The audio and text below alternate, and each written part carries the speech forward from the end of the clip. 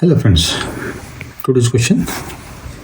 A point particle of mass m attached to one end of a massless rigid non-conducting rod of length L.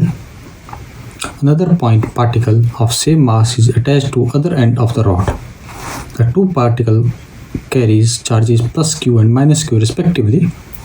This arrangement is held in the region of uniform electric field E, such that the rod makes a small angle theta, say about 5 degrees, with the field direction.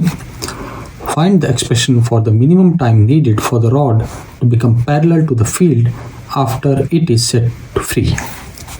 So the direction of the field is in this direction, that is towards the right. So we have two charges, minus q and plus q, placed in uniform magnetic field, electric field, sorry. And we have to find out the time needed for this to become parallel to the electric field when it is set free. So we can just draw a little bit of free diagram for this with respect to the field.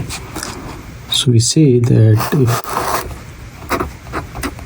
this is the direction of electric field and we have a rod making it a small angle theta, and this end we call it as A and this end as B. Here we have minus q charge and here we have plus q charge.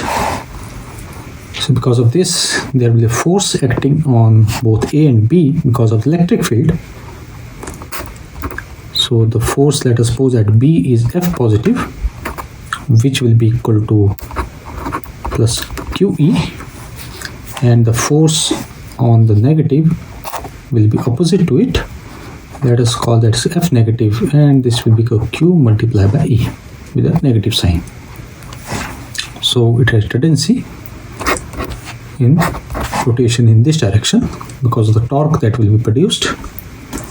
And it is given that this rod has a uniform length L. So this is the center of mass for the rod. Let us this point O, and this is our center of mass. Total length is L. So we have L by 2, and this will be also L by 2. So because of this there will be torque that will be acting on the system. So let us start from there only. You can say that torque on the system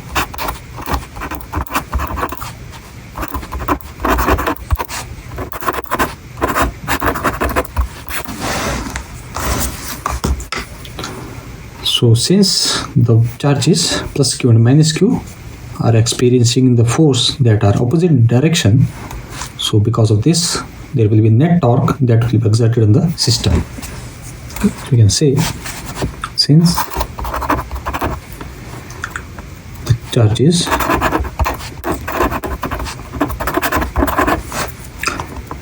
experiences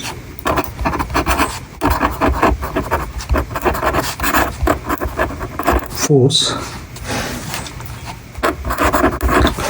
due to the electric field in opposite direction,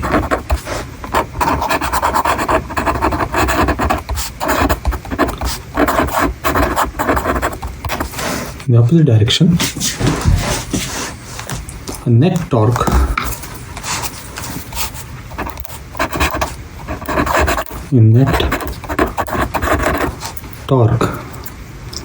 is exerted on the system.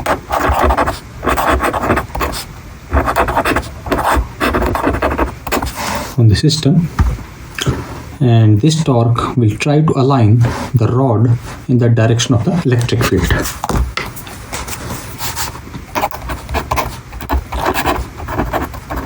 Trying to align the rod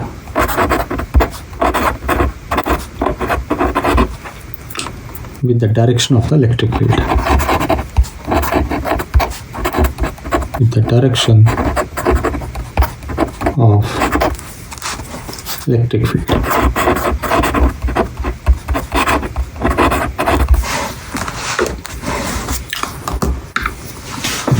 So we can say we also represented the force on the respective charges. So let me write it here. The force on each charge,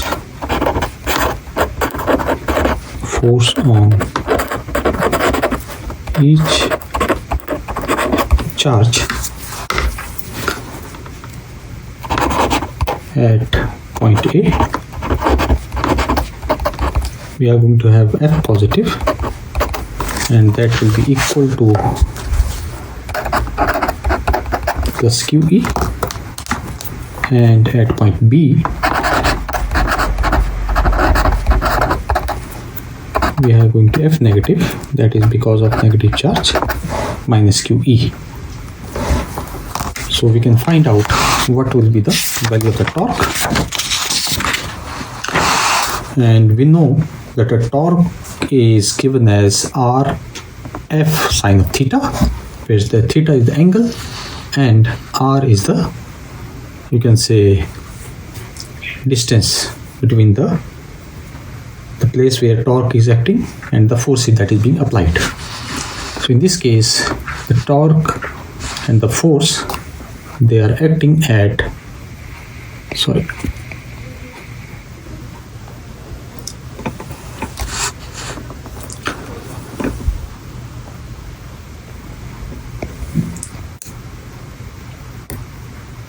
yeah, this looks good now. So you can say that the torque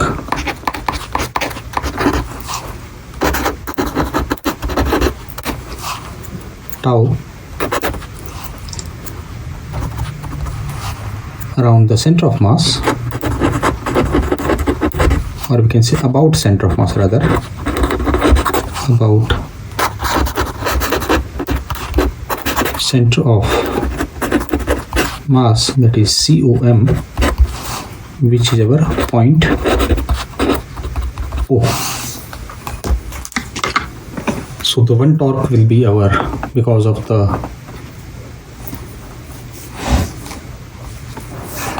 one force that is acting on the positive charge and another force that is acting on the negative charge.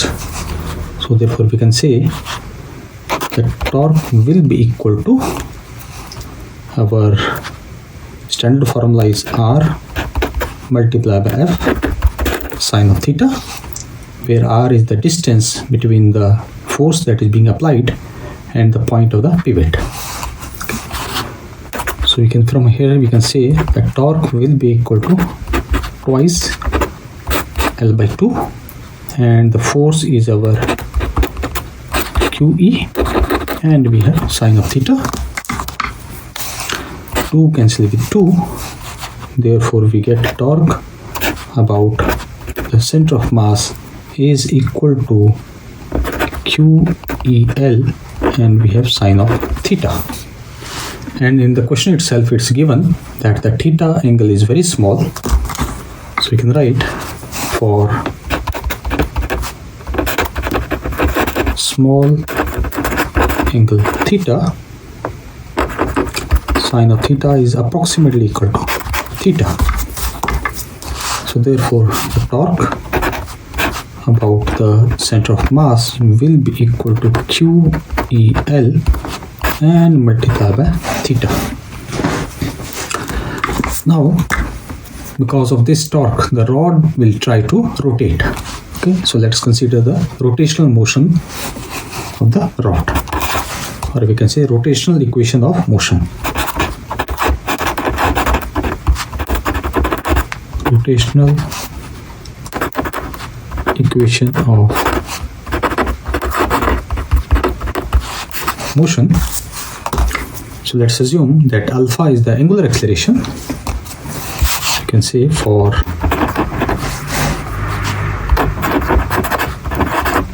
angular acceleration of alpha, tau can be written as about the center of mass, it can be written as I multiplied by alpha, where I is the moment of inertia about center of mass, where I is moment of inertia about center of mass.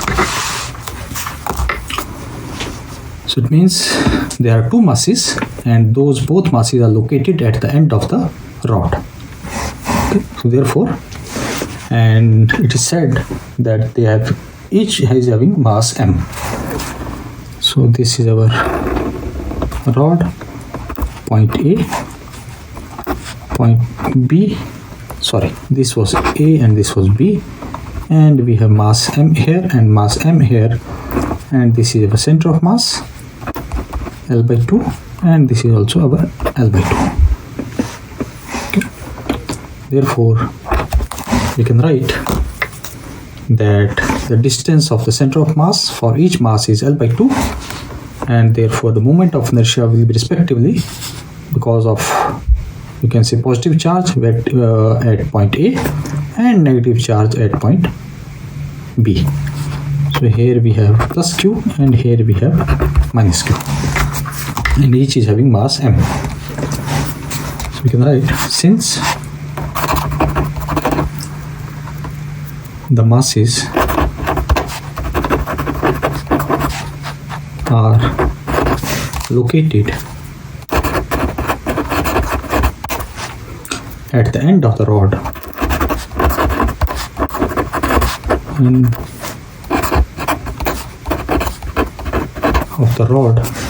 that is L by 2 distance from center of mass.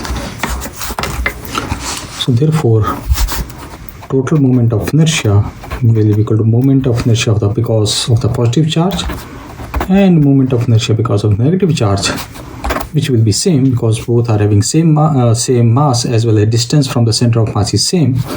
So we can write twice L by 2 whole square multiplied by m. So this comes as 1 by 2 and ml square. So this is the moment of inertia, and this is the moment of inertia about center of mass. So therefore, we can write that our torque will be equal to about center of mass is I alpha, and I we got as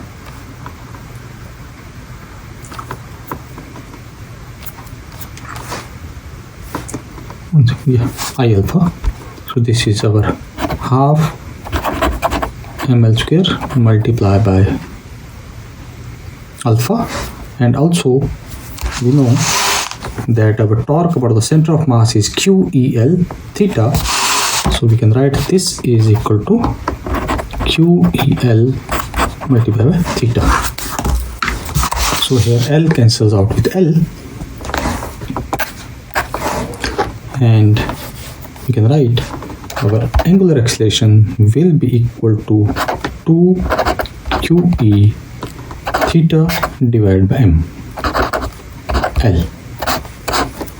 So this is our angular acceleration, and we can you can say modify it a little bit by writing it in the format that angular acceleration is equal to twice QE divided by ml and whole multiplied by theta.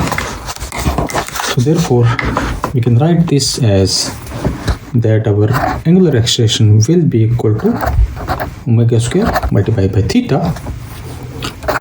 So which gives us that our angular acceleration is directly proportional to theta. Okay. So this is the equation for the motion for the small angular displacement, and we can just write it as that equation for motion having a small angular displacement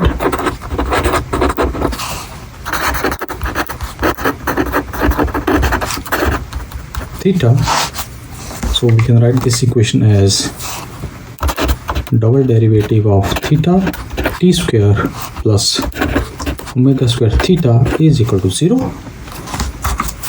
Therefore, we can write that our omega square is equal to 2qe divided by ml, or we can say omega is equal to square root of 2qe upon ml. So this is the value of the angular frequency.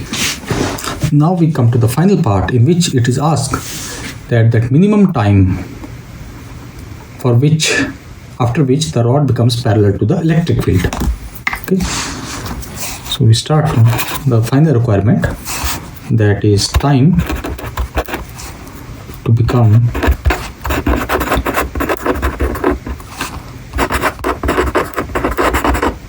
parallel with electric field.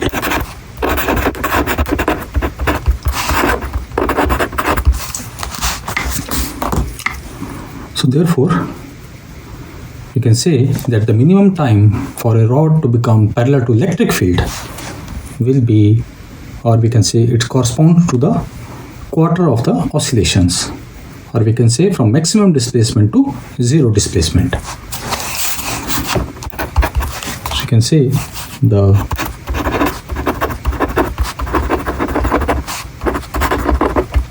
minimum time for the rod to become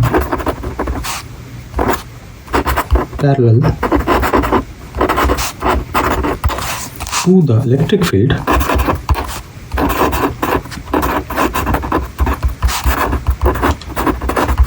field and this corresponds to the time taken from maximum displacement to zero displacement. This corresponds to the time taken from maximum displacement to zero displacement.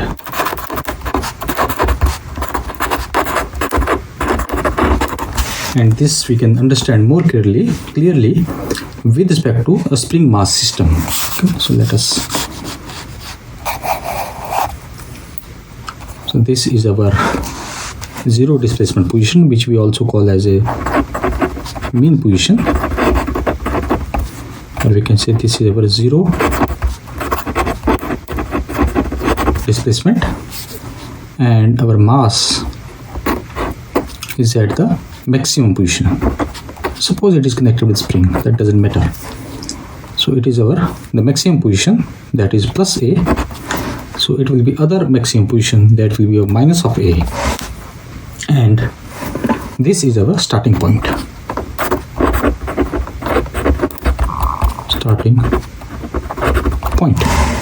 And we know that total time period for the oscillation is depending upon the total time taken by this mass spring system to come back to its original position. So the mass, first of all, is going to move from one extreme position, that is starting point, to the mean position, that is zero position. Then it is going to come to this other extreme position. Then it will be coming back to this zero position and then back to its original position. So if t is the total time for this entire process, then from the starting point to the mean position of zero displacement will be equal to t by 4.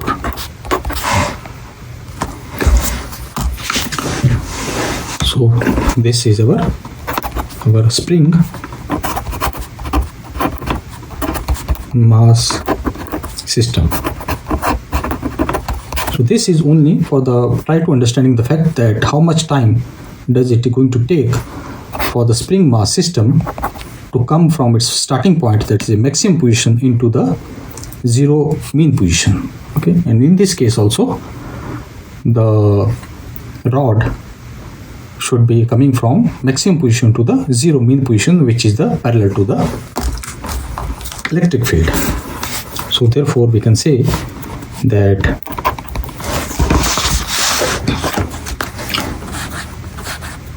this corresponds to quarter of the oscillation. Quarter means 1/4 of the oscillations. Therefore, the minimum time required,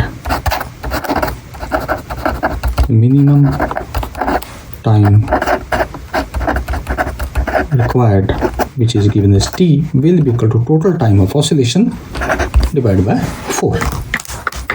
And we know that our omega is equal to 2 pi upon capital T. From here we can say T is equal to 2 pi upon omega. We already found out omega, so this becomes 2 pi, and we have square root of our ml divided by 2qe. And this is almost done now. Slight calculation left. So we got value of capital T, and value of capital T we got as 2 pi square root of ml upon 2qe, and the time period, minimum time period to come parallel with the electric field, that we denote as T, is equal to capital T divided by 4. So this becomes our 1/4 multiplied by 2 pi square root of ml upon 2qe. This goes by 2, so we get T is equal to pi by 2 square root of ml upon 2qe. So this is the time required for the rod to become parallel with the electric field. This is the time required for the rod to become parallel with electric field.